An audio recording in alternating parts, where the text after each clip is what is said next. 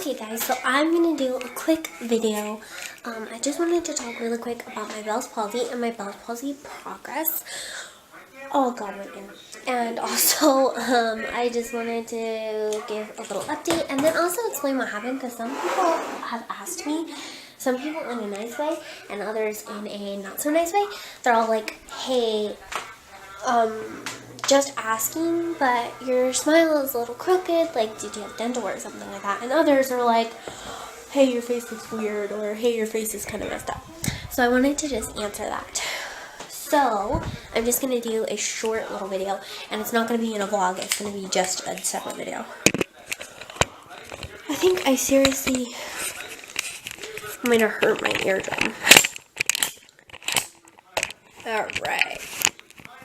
Okay. So in November 2012, I got Bell's palsy. No, in December, excuse me. In December 2012, I got Bell's palsy. I don't know what the cause is. The doctors couldn't determine it because I guess I went to the doctor too late. But I got Bell's palsy. I was feeling a little funky over Thanksgiving. And then I got bronchitis. I actually caught bronchitis from a friend. And so I had bronchitis for 2.5 weeks. But I have to explain about the bronchitis because that leads to the Bell's palsy. So I got bronchitis. And I didn't know it at first, but I was starting to feel kind of funky and weird. And then I was sleeping in my room. And I just, like, could not breathe, I couldn't catch my breath, and I couldn't sleep. Like, my lung felt really heavy. I don't know if that's totally not proper terms, but my lung felt heavy. So I went downstairs and I was just going to watch some TV, try to doze off and just relax. I tried multiple different ways to just lay on the couch, like on my side, on my back, on my stomach. And then eventually, it was just getting too much. Like, I was having a lot of trouble breathing. Not enough to scare me to, like, call my parents, but enough to, like, discomfort. And so I knelt down on the side of the couch, put my head on the seat of the couch, laid down, and I actually got to sleep sitting up, laying like this on the couch, and I fell asleep for about half an hour. And then it was 6 o'clock, so I was like, I need to go and get somebody because this is getting horrible. So walking to the stairs, I started to lose my breath completely. Like, I could not breathe at all. Not just like tame, like, oh, I just need to catch my breath. Like, I could not breathe at all. I was scared I was going to stop breathing. That kind.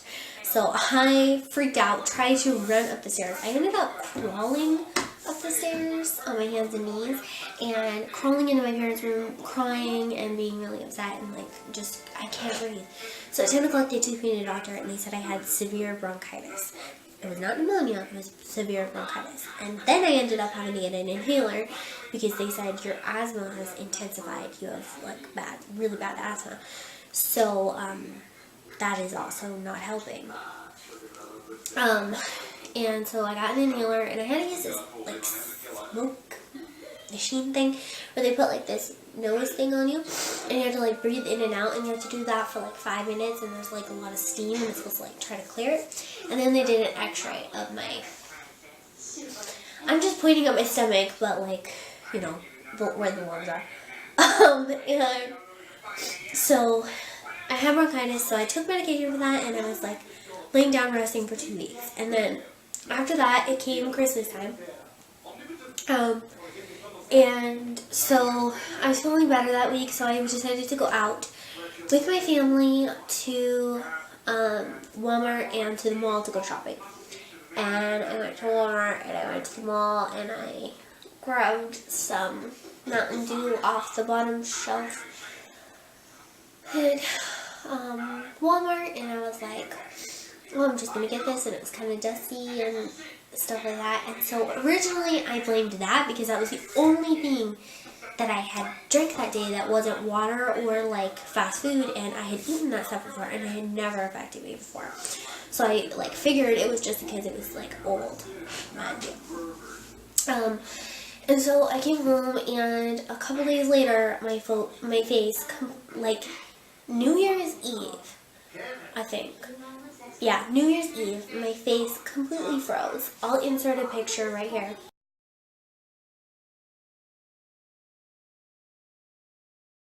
So yeah, my face completely froze. I took a couple pictures just because I was really freaked out.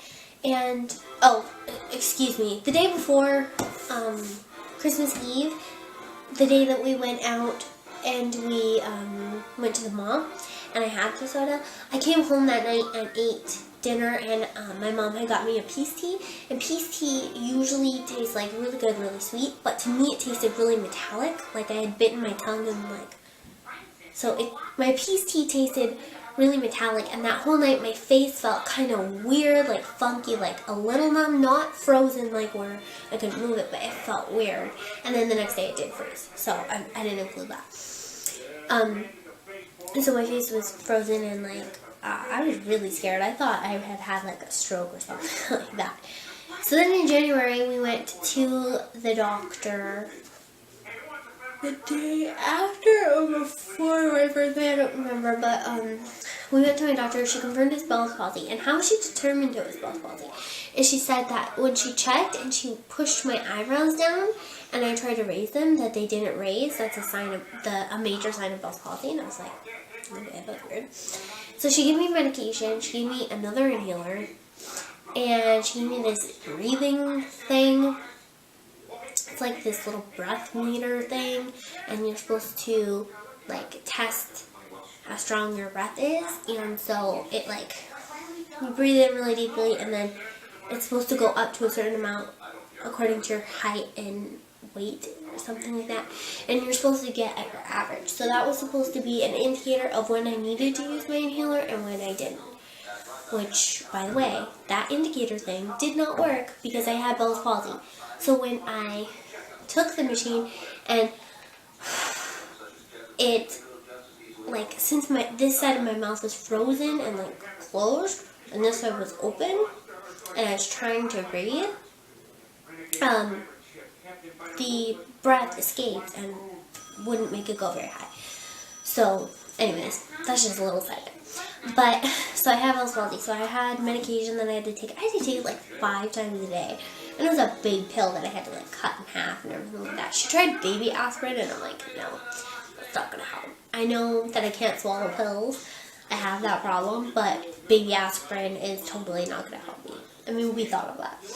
So I had that, and I had to keep going back for appointments to check, and then eventually, like April, maybe, something like that, she said she wanted to get an MRI scan. I've never had an MRI scan before, so I was freaked out, because in MRI scans, if they have to do like more intense or deeper brain scans, they have to give you an IV. Like, or not an IV, they have to give you like an injection of dye to like open the, you know, cells, things, whatever, make them clearer, I don't know.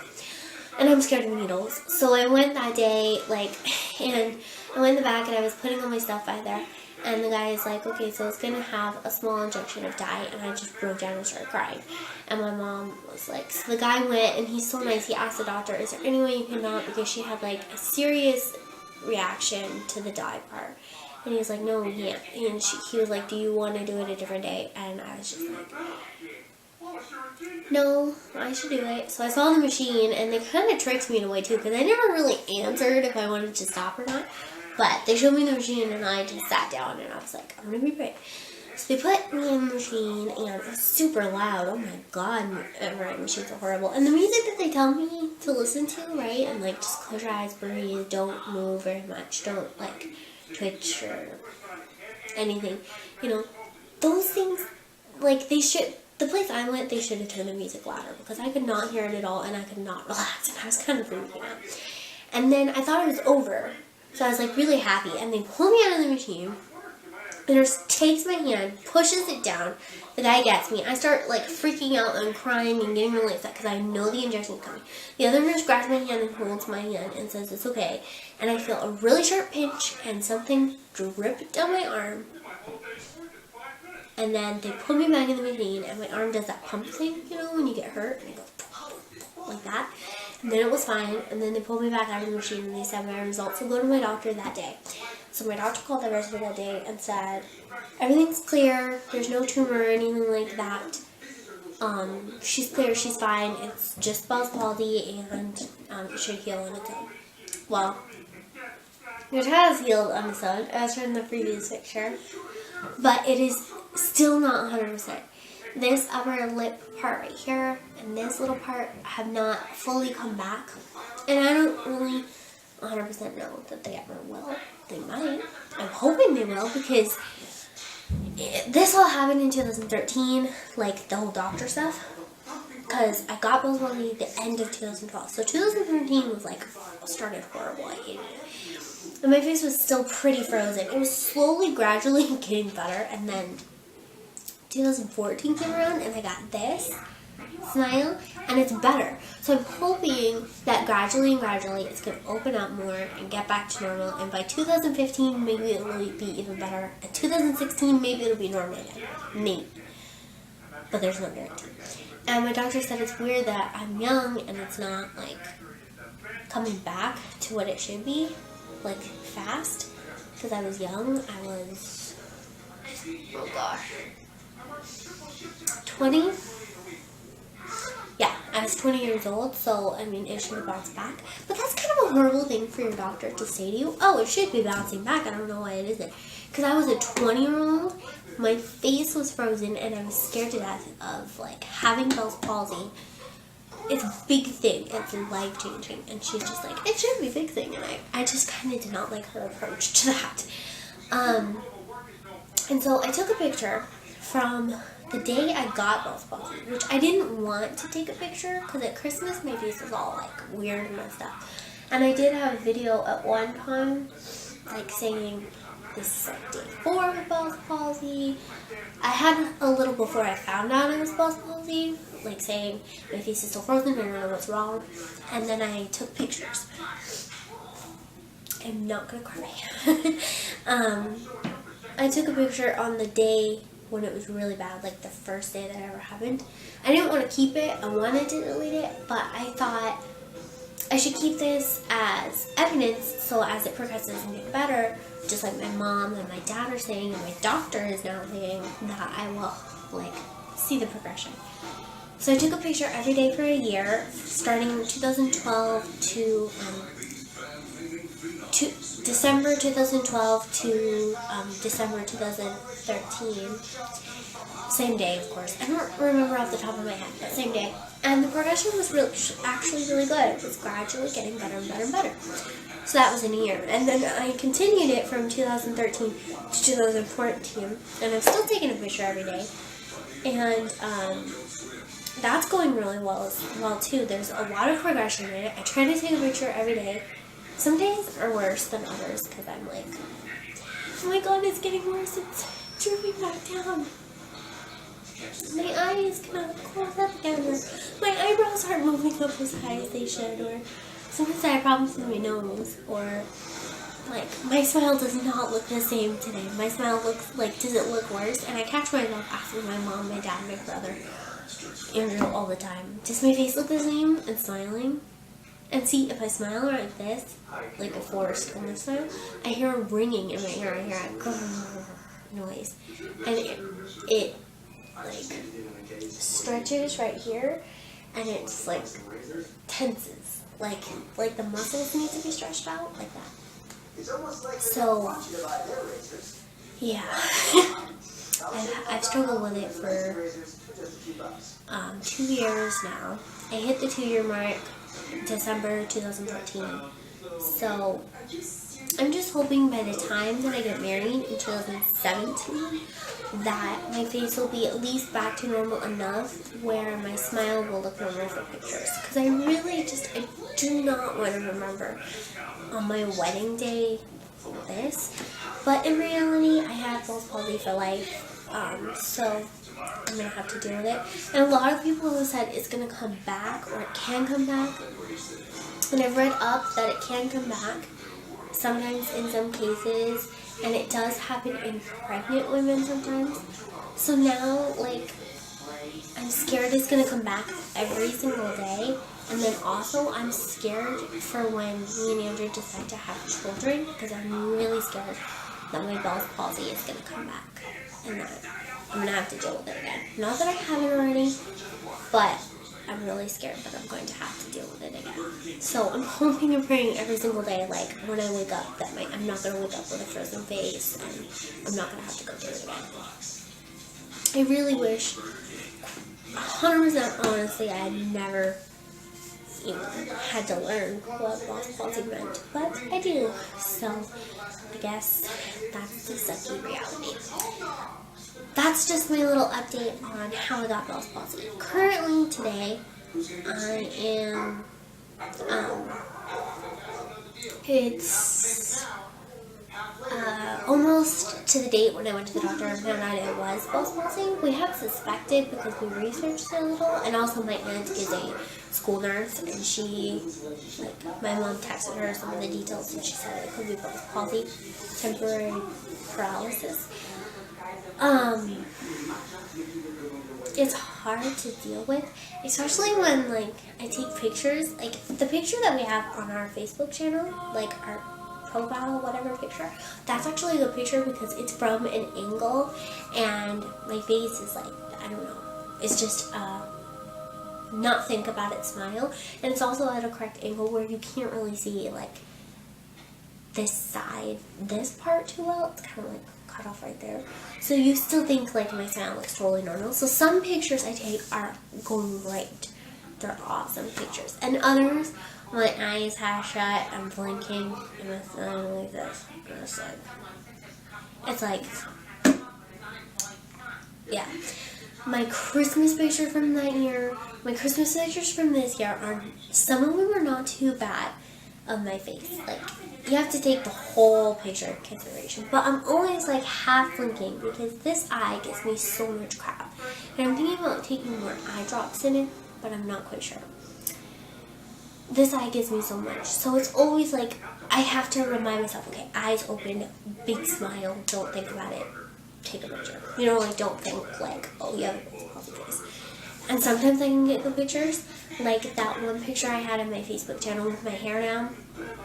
And I really like that picture. I have Bell's in that picture, and you can't tell. Other pictures, I guess that's true with everybody though, I just look horrible, like screaming, Bell's palsy patient, at least to me. But I'm doing better with it. I have started doing exercises that I found on the internet, and doing like massages at night before I go to sleep. They also said you can just like stick an ice cube in this side. There's some crazy ones that I've tried. Stick an ice cube in the side that has Bell's palsy and leave it there for like 10 seconds. It's super cold, and I can't always keep it for 10 seconds because then my teeth are dry. But it it's supposed to like reduce the swelling because there's swelling there, and there's probably muscle like damage that just needs to repair itself. So I've tried that. I tried salt water. Get a warm cup of water, pour salt in it, and swish it around your mouth, and then spit it out, and then do it again like 4 or 5 times. I've tried that. I hate salt water. I hate the hot water and the salt water. The whole process sucks, but I've tried it, and it doesn't work. For me, at least. I've been doing the eye exercises, this, and swirling, and opening your mouth, and like you push on your eyebrows and you try to make them go up. Let's see if I can do it. It's hard for me because like I don't like to push my eyebrows, but the doctor, she would sure push. So, and then doing this and trying to just relax the muscles and massaging, and also doing the neck massages because it's the whole nervous side on this side. So I'm just trying to repair it. So I'm doing my exercises, and I think as of today, I I'm pretty happy with my progress. I'm hoping that there's a little more. It did take a little while, but everybody's body is different, and clearly mine was in a total shock that I got Bell's palsy, and it's like, we're going to shut down for a little while, and we're going to take her repair slowly, just like I do everything else. Anyways, thank you guys so much for watching. If any of you have Bell's palsy,